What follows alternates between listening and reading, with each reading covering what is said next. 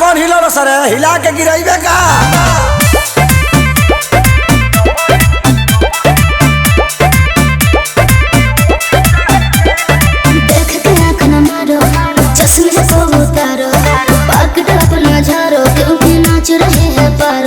चिंता मत कर गढ़ा के फरहा बेच रवानी आओ कुछ भी बोलती देख के आँख न मारो चश्मे को उतारो पकड़ अपना झाड़ो क्योंकि नाच रही है पारो सुन लेती ना सूद के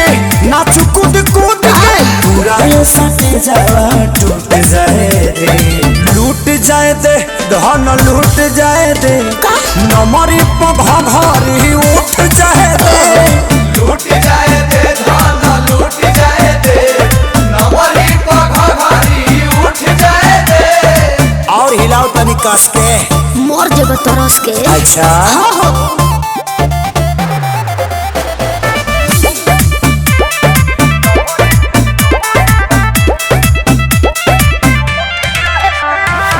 साटा में काटा लेके आहिल बड़ा देखे खातिर चीज करो आहिल बड़ा अरे छारा खाली छेद के छोड़ दी रे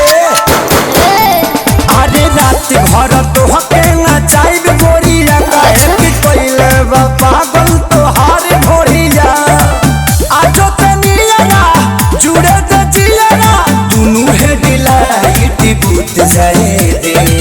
लूट जाए दे धन लूट जाए दे नमरी पधा घरी उठ जाए दे लूट जाए दे धान लूट जाए दे नवरी पघा घरी उठ जाए दे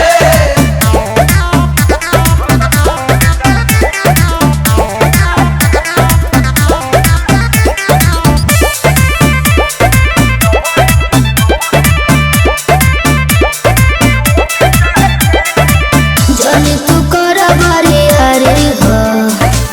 अभी तू रह मन मारी हो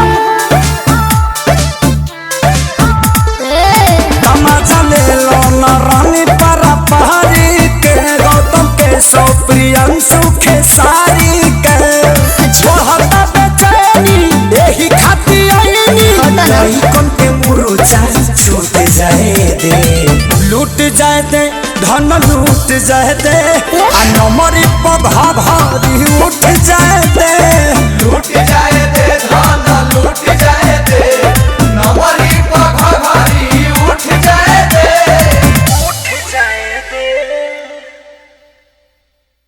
लेती ना सूद के नाच कूद कूद के पूरा सटे जावा टूट जाए दे लूट जाए दे धन लूट जाए दे नमरी पघा घरी उठ जाए दे